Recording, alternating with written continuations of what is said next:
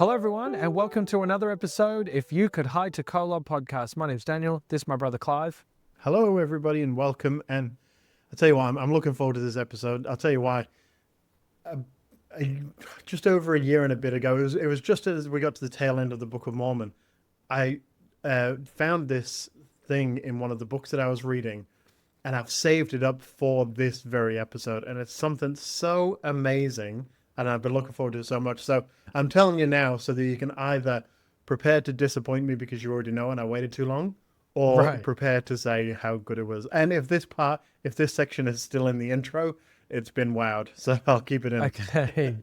Well, let's find out.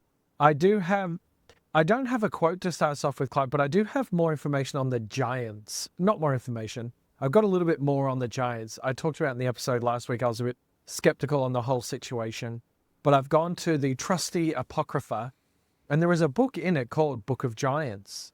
And so I'll read out the intro to that. Once thought to be nothing more than a 3rd century Manichaean corruption of biblical and Jewish legends, a primordial Aramaic form was found among the Dead Sea Scrolls. This much older Book of Giants was composed hundreds of years before Christ's first advent at the latest, and shares Enochian similarities. In this LSV reconstruction of the DSS Book of Giants, instead of presenting each fragment story, the narrative is pieced together in a plausible chronological order by chapter. So then it goes on and it's basically a book of where giants are mentioned through all not just the King James Version of the Bible or even the Pearl of Great Price that we have, but there's a lot in here.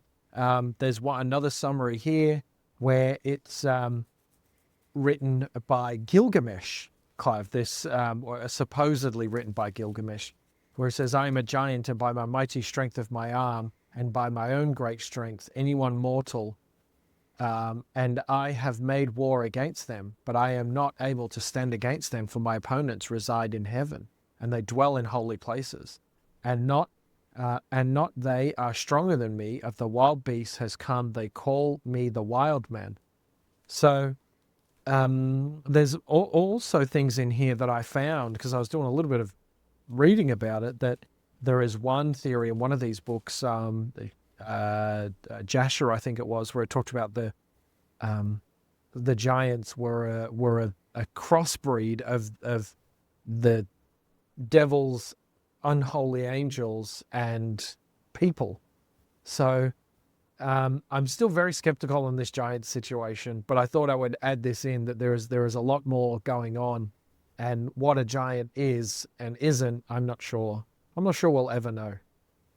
I agree. I'm not sure we'll ever know either. But the very first thing I wanted to talk about with this topic was giants. So it works out quite well with what Okay. I think we should first get into, because Genesis, we're doing Genesis chapter 6 to 11 and Moses 8, but Genesis chapter 6 verse 4 gets into the giants straight away. So I just want to talk about a little bit more about the giants, like you've mentioned. So I did say last week to remember something. And that was to remember that those that are holy were called the sons of God, and those that weren't were called the sons of man. And so in Genesis chapter 6, verse 4, it says that there were giants in those days, and God came and... Okay, so here we go. And also, after that, the sons of God came in unto the daughters of man, and they bore children to them, and they became mighty men who were great old men of renown.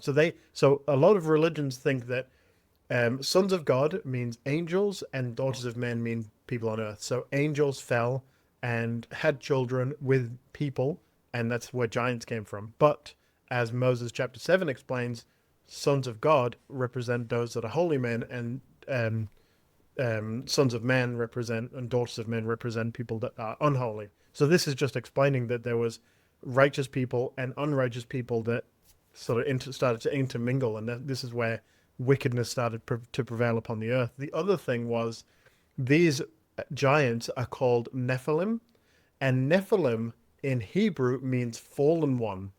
So when it says giants, it could also just represent people who have fallen so far away from wickedness. But like you've read, there is talk about giants. The book of Enoch talks about giants. The book of Numbers talks about giants.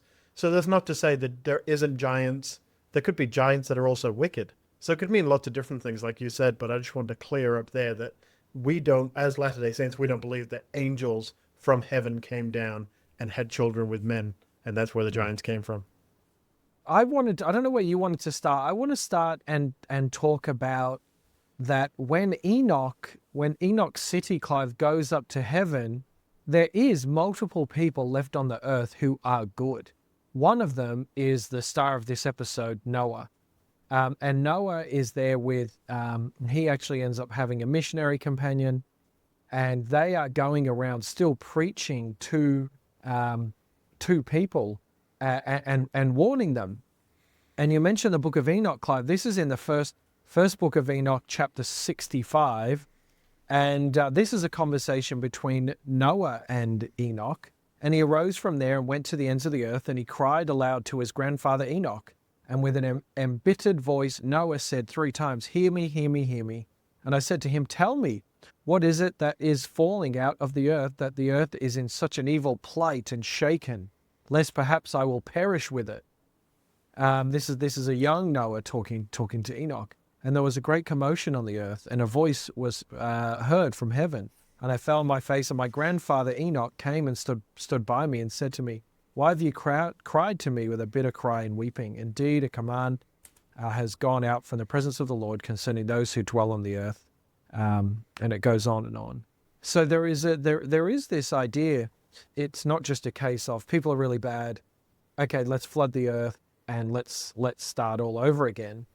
The Lord is warning people way back in the time of Enoch.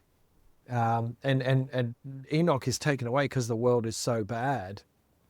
But yeah, there's a lot of backstory that goes into the story, Clive, more than just the world was bad and so a flood came. Yeah, you're totally right. Yeah, because we've talked about in the past episodes Adam and Eve and their posterity, and how there was wickedness and there was goodness, and people started intermingling and moving around, and then the world population of the world grew so vastly, and there's still good people, still bad people. And then we talked about the city of Enoch. Yeah, there is a lot. There's so much back to it. And on the subject of Enoch still, I want to talk about Methuselah. Now, Methuselah was an incredible man that we don't really know too much about, but we do know snippets. So in, and I can't believe I didn't reference it last episode, but I've got a book called Enoch the Prophet by Hugh Nibley. It's one of his collection of works. It's volume 2. And this talks about how, well, I'll just read it. So Methuselah became king unto his fathers, is what it says, as the Hebrew source puts it, and did according to all his father Enoch saw him, and he did not turn from God's way to the right or to the left, guided by another book that Enoch wrote for his son Methuselah. So Enoch had obviously written this book, something very important. Methuselah was around, and he gave him this book, and it was all about guidance, all about the priesthood and all the important things.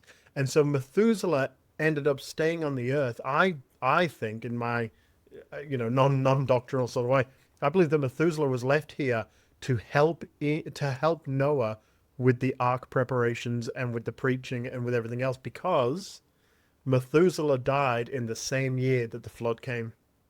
Well, do I have some information for you? Okay, let's hear it. What you have been talking about is what I've been reading a bit about.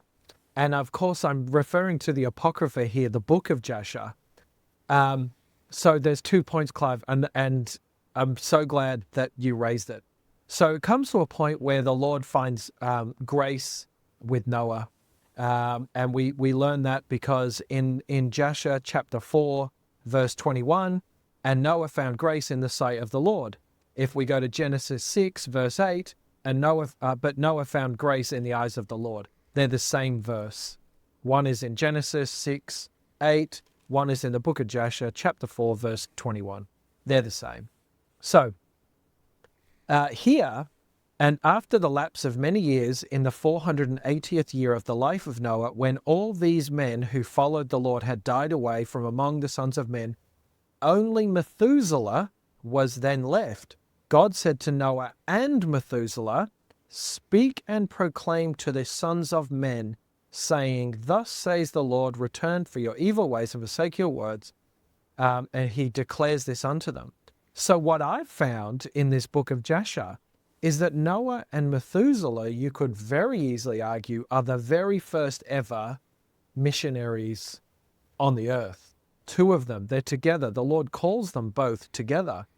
And it goes on here, and the Lord granted them a period of 120 years, saying, if they will return, then God will relent of the evil, and so as not to destroy the earth. God calls Noah and Methuselah to be a missionary couple. And he says to them, you got to tell everyone that you've got 120 years to get your act together. If you can turn this world around within 120 years, I will save you. What the Lord doesn't do is says, okay, make heaps of rain, make heaps of water, and just kill everyone. That doesn't happen. This book clearly tells us that the Lord gives them time, gives them opportunity. And he doesn't just give them 5 minutes, 5 hours. He says they got 120 years. I found that really fascinating. I love the idea that these missionary couples who are going around now, this missionary couple in Noah and Methuselah, they're going around spreading the good work. Hey guys, bad things are going to happen. Of course, in the Book of Mormon, a similar thing will come later on when you've got the missionary, with Alma, and he is going around and he's saying, hey guys, the Lord's coming, you need to prepare yourselves. And there's, various things that happen in that occasion. Here, Noah and Methuselah are doing the same thing, however many thousand years earlier than that. Yeah, that's really interesting. As you were saying, it made me think of Jonah and the whale. It says the Lord made a similar promise. If you can go preach to these people and they repent, I won't destroy the land of... and then I was just trying to think of the name of it. It's got an M and a U in it. So something. It's going to kill me until we get to the end of this episode and I can finally find it. But yeah, really, really fascinating. And I'm glad, we sort of on the same level there about Methuselah and Noah. Obviously, something's right there. So Methuselah is super important, very, very important. There's a lot more to him, but let's talk. I think maybe talk about Noah at the moment. This is the sort of idea that we're getting at. Now, Noah, we talked last year about how Noah got the priesthood off Methuselah when he was 10 years old. In many references that I found, it says that Noah stands next in authority next to Adam in the priesthood. I mean, Adam was the one chosen to be the father of the world, and Noah was chosen after that to be the next father of the world, to bring everyone about. Noah was Angel Gabriel. He's the one that appeared to Mary and Zacharias and told them that Christ was coming and that John the Baptist, the forerunner, was coming. A very, very important figure. It's not just, like you said, not just God's gone, I'm going to flood the world, go get a boat. There's so much to it. Noah was actually the last person to live to 900 years old, which I found really interesting. I didn't realize that, but it makes sense. After the flood, people didn't live as long. And then the other thing which I found fascinating was in Doctrine and Covenants 27, the Elias that's spoken of is Noah. So Noah is a forerunner, as an Elias means. So there's so much to Noah, more than, like you've said, it's really brief in the Bible that the flood came and then everyone sort of scattered until Abraham. But there is a lot to Noah, and there's a lot of information about it. It's seriously so awesome. I've actually so loved reading about this, and I am reading from the Apocrypha. I'm reading from the 2022 edition, the literal standard version. So if anyone likes it, it's published by Covenant Press. I don't know who they are. I've never heard of them. When I bought this, I just looked for one version that was the biggest I could find, so it had all the books in it. So this is a 54-book Apocrypha. So if anyone wants to get it, I don't know how I can tell you which one I've got other than it looks like this, but I've seriously highlighted that much of it. I've been this week, Clive, I've actually had our church book one side of me, and I've had the Apocrypha next to me, and I'm highlighting verses that are the same. And that's how I came to find Genesis chapter 6 verse 8 is the same as Jasher chapter 4 verse 21. It's weird because when I first bought the Apocrypha, I was a bit taboo. I'm like, oh, should I be reading this? Is this okay? But it's so good. I mean, Joseph Smith said, read it with the Spirit. I'm reading it like a history book. I'm reading it like a textbook.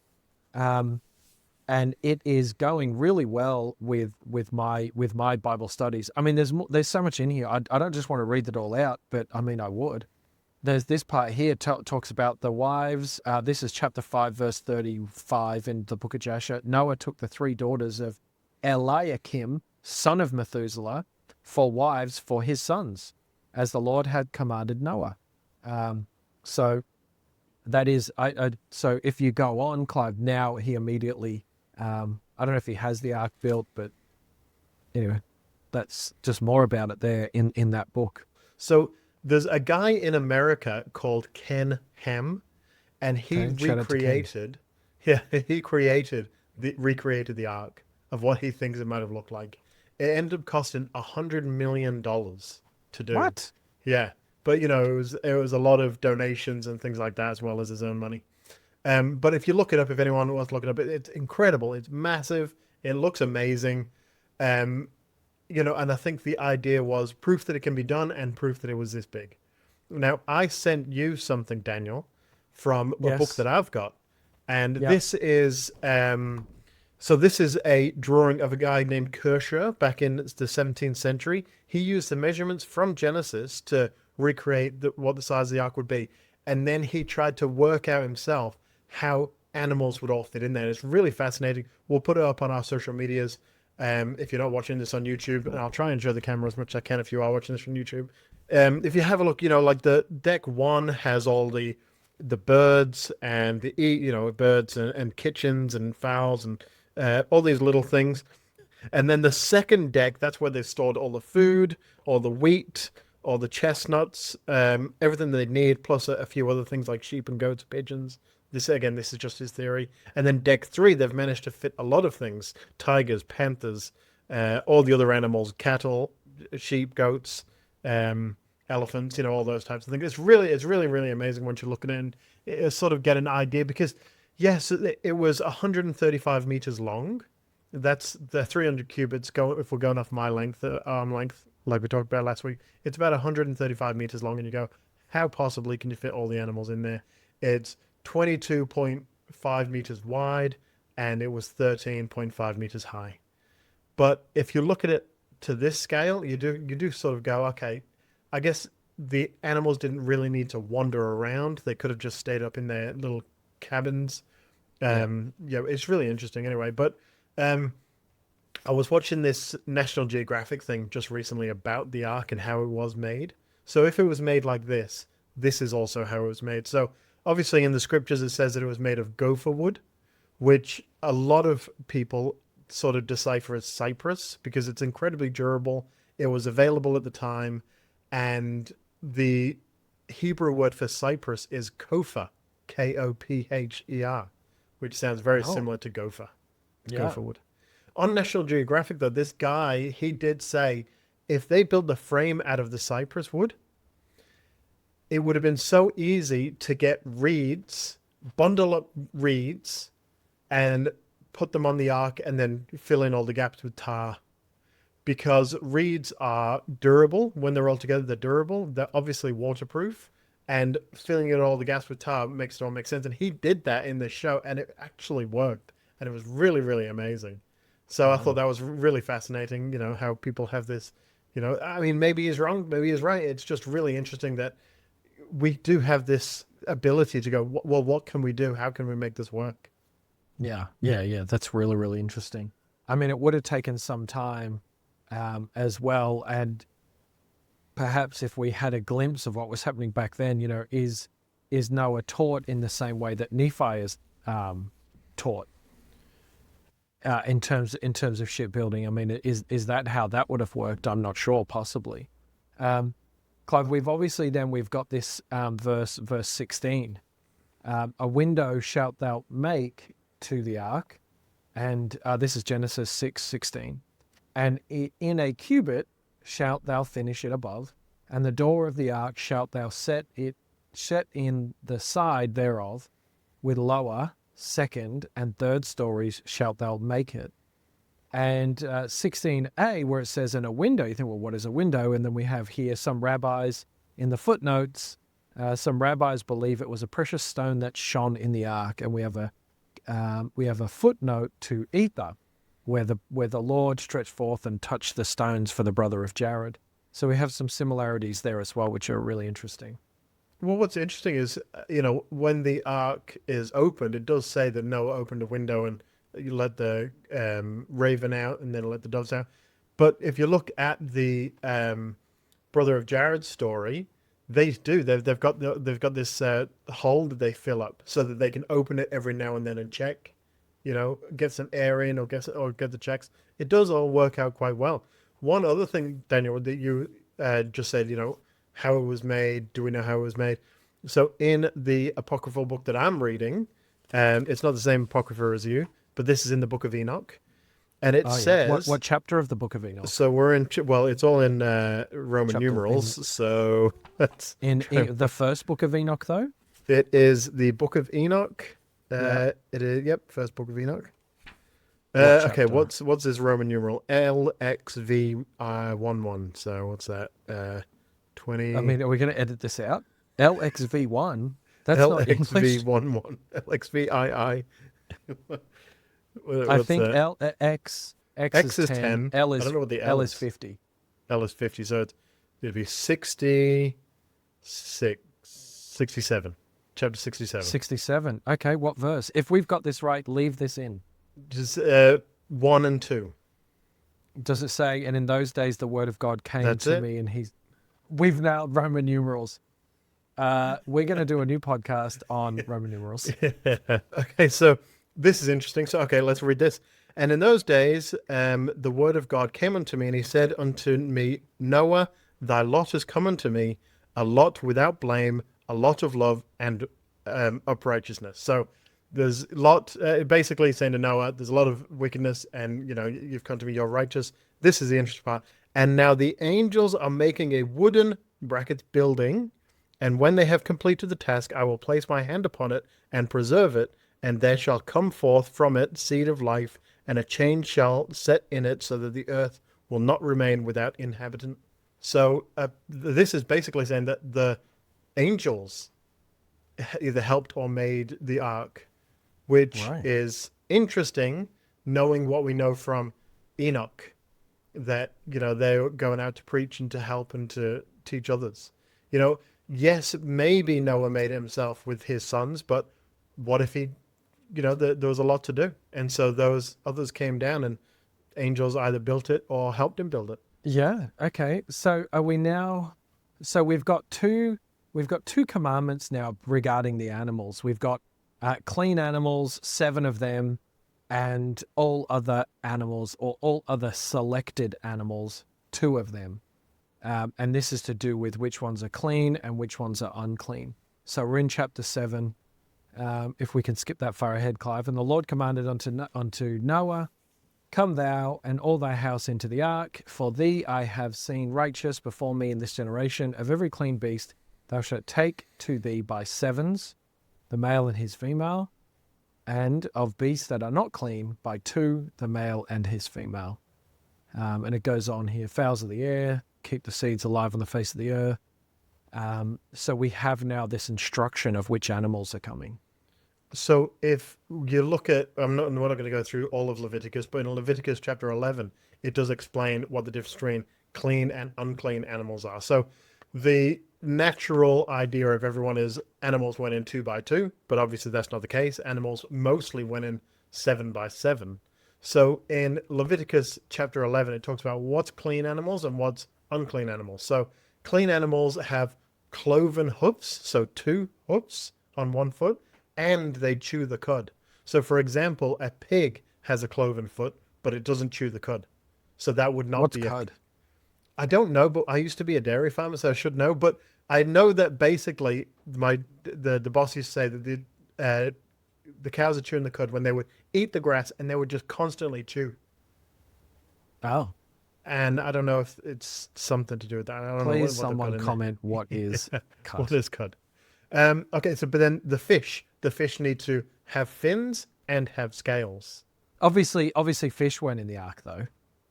No, but this is this is when it talks about what animals you can Ah, and can't you're just giving a sacrifice as list well. of stuff. Just giving a list of clean and unclean. Yeah. Birds, so carrion birds, these are unclean, and birds of prey. Carrion birds are basically birds that go and eat dead animals. So Right. like ravens and crows and vultures, things like that. And then insects and reptiles are all unclean, so you wouldn't class them. So if you were to look at it and you were to work out, okay, what is clean and unclean, it would end up being that there's more clean animals on the ark than there is unclean. Should we talk about the animals going in? Because this is my most exciting part. You've got an exciting part. This is my most exciting part. Okay, yeah, go for it. Okay, great. So my other investigation into the ark is, how do all the animals get in? How do they know to get in? And what is the process? And so, of course, I went to my dear friend, the book of Jasher, who I've just really given a lot of reading to. Because in our Genesis account, we just get Noah heads into the ark, animals come up. Before you know it, it's raining. Well, okay, there's just no way it happened like that. So in the book of Jasher, chapter 6, it actually says how it all happened. And Noah went and seated himself by the door of the ark, and of all flesh that crouched before him, so like bowed before him as he went in, he brought into the ark, and all that stood before him he left on the earth, Clive. So he would stand there, according to this book at least, he would stand there, the animals would walk up, if they give a bow, he would let them in. If they walked up and didn't bow, he would tell them that they couldn't come in the ark. There's one. That's okay, rough. Keeps going. It's actually so interesting. A lioness came with her two whelps, so her two juveniles, male and female, and the three crouched before Noah. So a lioness comes up with her two young, and they all crouched before Noah, and the two whelps rose up against the lioness and struck her and made her flee from the place, and she went away, and they returned to their places and crouched on the earth before Noah. The lioness ran away. Two and two, they came into the ark. Okay, I'm getting to the most interesting bit. Imagine this. Noah is there. He's 200 meters away, and he's in an ark. It's raining. What are you doing? Am I Noah? No I'm just way. a regular guy. I'm running to You're his a ark. regular Joe. Noah's over there with an ark. You've just seen a bunch of animals. There's a huge lineup. I mean, I don't know if you want me to. I'd try and sneak on the ark, but are you saying I'd dress up as an animal and bow? No, you Okay. you would get on the ark. Yeah, for Okay. sure. I'd be You running wouldn't towards quickly go and get out your best lion costume, pretend you're a lion, and hope That's what that I you thought can fool Noah. you were headed No, for. no. The Apocrypha is not that crazy. Okay, so it actually talks about this, and this is my most exciting part of this whole episode. And I've actually, people don't know this, but I make the thumbnail for Clive does the editing. I make the thumbnail for the YouTube channel, which I delight in and spend a bit of time doing that. There's always hidden themes in it. Anyway, I've made the YouTube thumbnail, Clive, based on this. Okay, so, and Noah and his household and all the living creatures that were with him came into the ark on account of the waters of the flood, and the Lord shut him in. Okay, so the water's coming up, all the animals that are allowed in are in, and the Lord has now sealed the vessel. And all the sons of men that were left on the earth became exhausted through evil on account of the rain. For the waters were becoming more violent on the earth, and the animals and beasts were still surrounding the ark. So you got to imagine there's animals everywhere. They're all trying to get a ticket onto SS Noah. And the sons of men assembled together, about 700,000 men and women. Other versions of this say 400,000. And they came to the ark, to Noah at the ark, and they called to Noah, "Open for us, that we may come to you in the ark. And why will we die?" And Noah answered them with a loud voice, "Have you not all rebelled against the Lord and said that he does not exist? Therefore the Lord brought this calamity on you to destroy and cut you off from the face of the earth.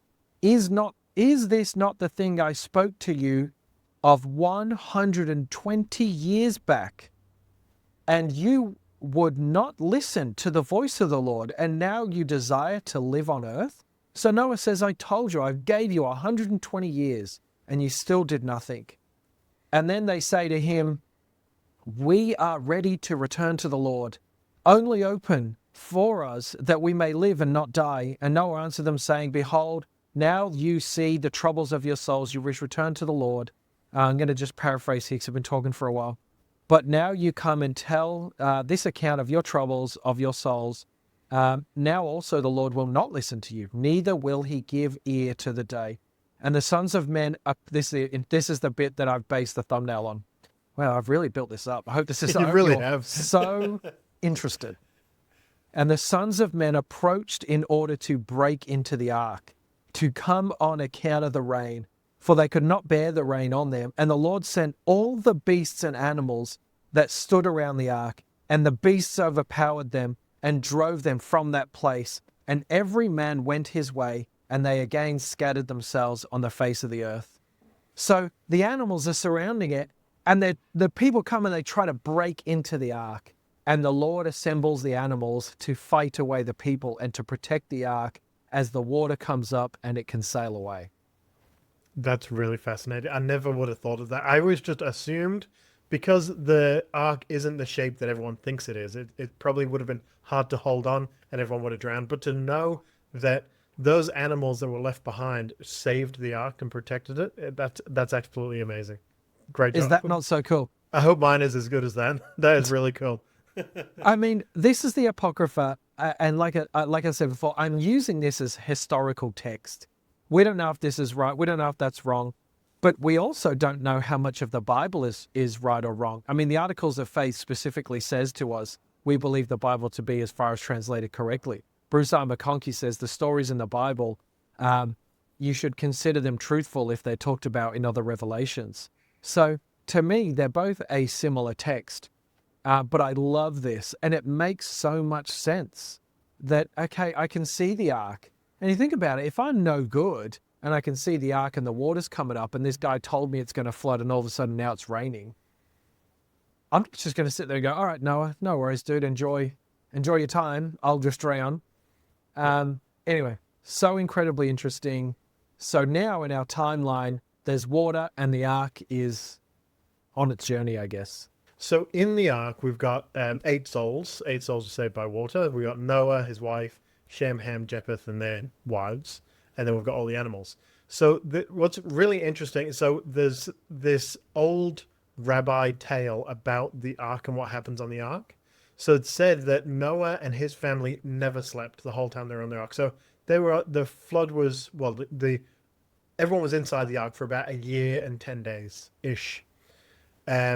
Obviously the rains for 40 days and 40 nights, but me and you living in Queensland, we know that one day's worth of flood, you're stuck inside for a few days. So 40 days and 40 nights, it makes sense that he was in there for a long time. Yeah. But rabbis talk about this. They talk about that. So I'm just going to read it. It says, animals had all different biological clocks. Some were diurnal, which means during the day, which I didn't know that. I know nocturnal. That's definitely a word I know. Calm down, Professor. Yeah, so there's nocturnal, and then obviously those that are awake during the day. So they're always active. They always need feeding at different times. So the Midrash claim that Noah didn't just throw hay into stalls, but he had to learn specific diets for every creature. And then there's one really interesting story that says that he didn't know what to feed the chameleon until he saw it eating a worm out of a pomegranate that he was peeling. So all of these different diets, all to all these different animals. You mentioned the waste as well that they're producing. So constantly, Noah and his wife always staying up, taking care of the animals. That was their job anyway, to save not just the human population, but the animals. So you can't just let them be. Because someone had to be awake from 2 a.m. to feed the night dwellers and 10 a.m. to feed the day dwellers, all 8 people on board were constantly on shift. That's what the rabbis believe. So really interesting, which makes absolute sense, and they must have been so exhausted, but obviously it wasn't just a selfish thing to save me and my family, it was to rescue everyone else as well. So anyway, so there was flood was going 40 days and 40 nights, as we said. The waters were on the earth for about 150 days before the ark settled. But then yeah, it did. Now the ark, where did the ark start from? That's a good question. So If I'm you don't say so yourself. so there's yeah, so yeah.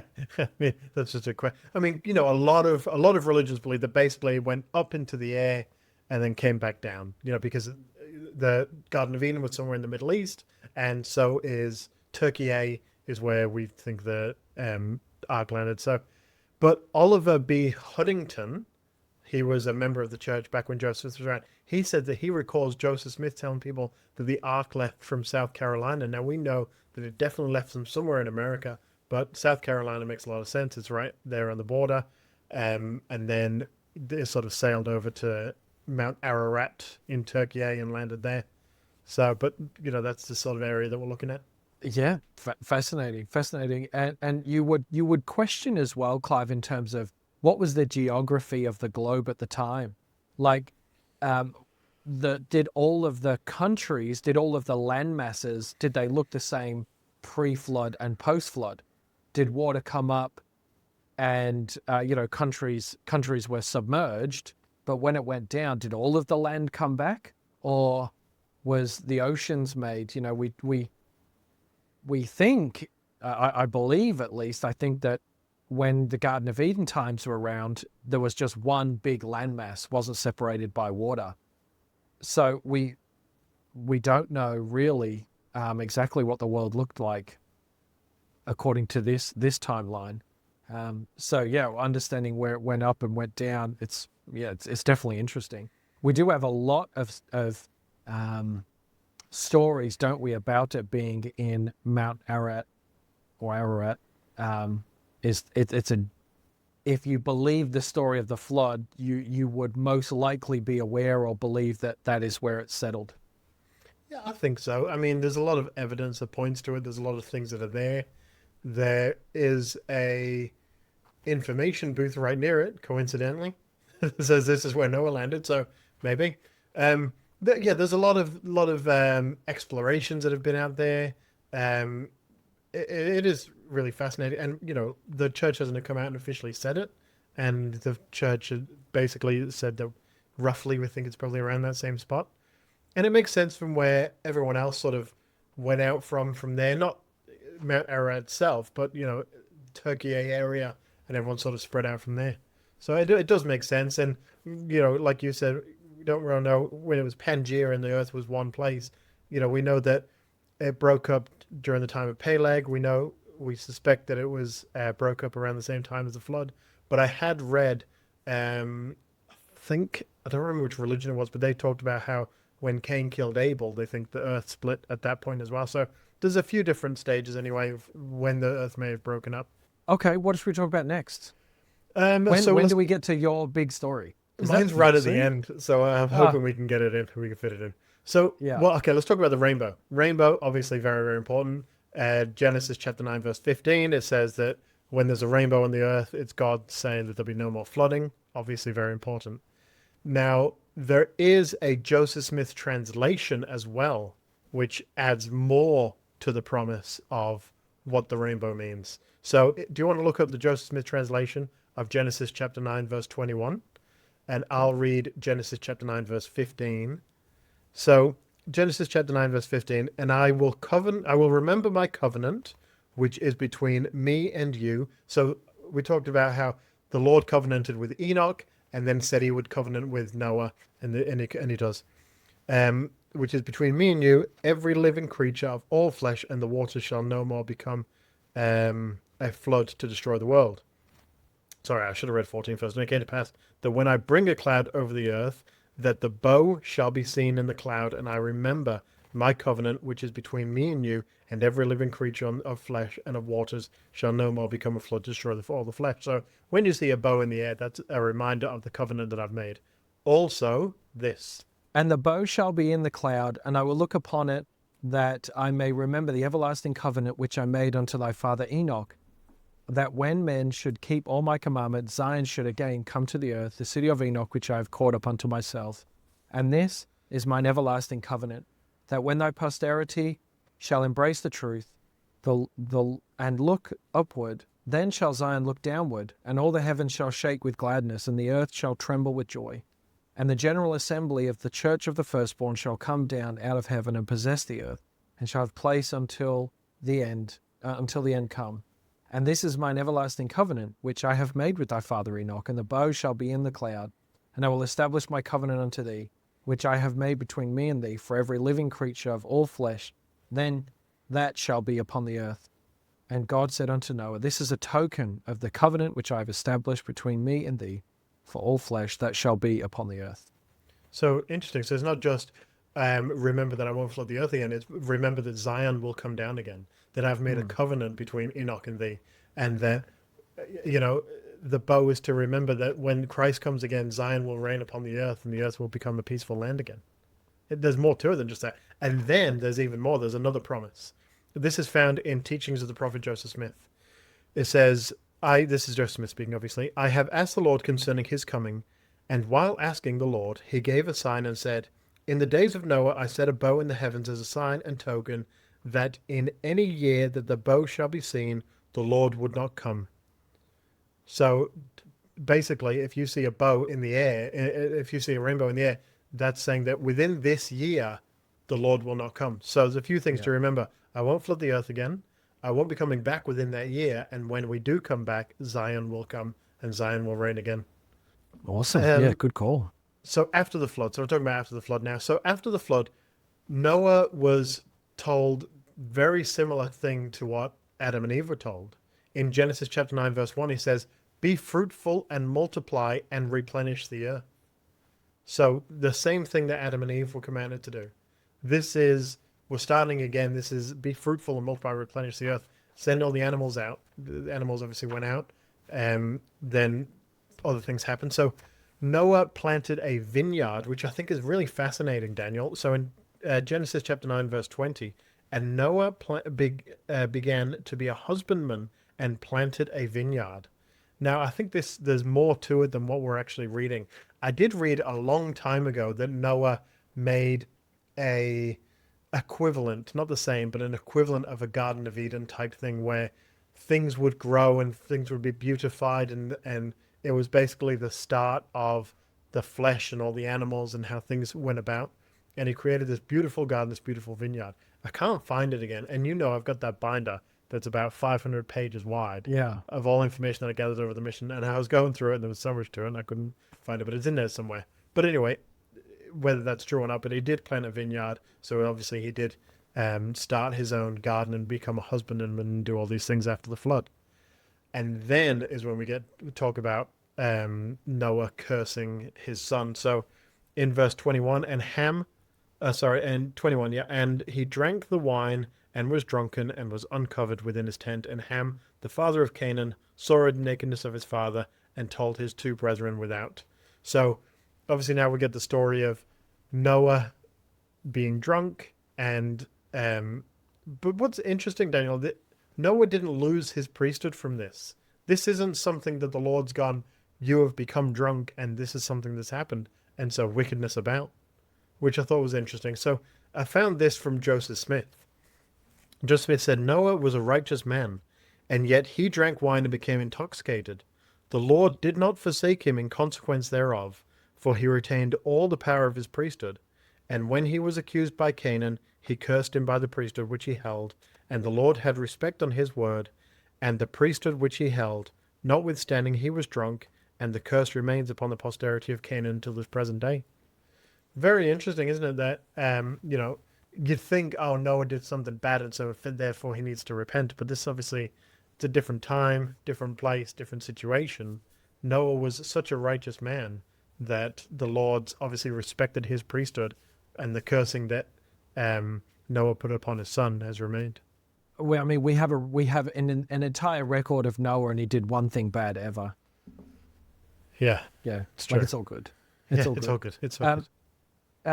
I think one really interesting thing about this, Clive, is the cursing, and the story, as I understand it, the cursing comes about because, in this case, Noah is drunken and he's naked, and he is discovered, and instead of being respectful, the discoverer then goes and tells other people. And that is the curse. That is where the problem has come about. He's gone out and basically tried to make him look bad. I wrote in my scriptures here, Ham brings shame upon Noah by telling his brothers about him falling asleep naked, and therefore Noah curses his nation. What I think is interesting about it is it's the same curse that the Lord always puts upon people. You look at Cain, you look at the Lamanites. When people do something that's so wicked, the Lord says, well, I'm taking the priesthood away from you. You no longer have the ability to do things in my name. That's the cursing that the Lord's playing. And then he says, well, so everyone knows who you are, I'm going to put this mark upon you, which he does. But isn't it interesting that it's not just as simple as you're wicked, here's your punishment. It's from on now, you no longer get to have the priesthood. And next week we're going to talk about Abraham, and you see how messed up everyone becomes from trying to replicate a type of priesthood, and how off the rails things go from that. Yeah. And so it just shows the importance of it. Clive, we've been talking for a little while now. Let's come back and do a part 2. So really in the timeline, where are we up to? The ark has landed. They've come out, and by this point as well, land has been established. Noah lives in the area of the ark, but his sons have taken territory elsewhere. Still in the general vicinity, but have taken territory elsewhere. So let's stop there. Let's come back. Let's do a part 2 because we've got quite a bit to get through as well. And I didn't get to my exciting thing, so you didn't. We're gonna have to wait for that for part 2. But yours was really interesting. Okay, well, thanks for tuning into another episode of You Could Hide to Collar podcast. Catch us on Facebook and Instagram and YouTube. Subscribe to us on YouTube, and look forward with bated breath the thumbnail that I've created for this episode. But we will come back and we will talk about part 2 very soon. Thank you.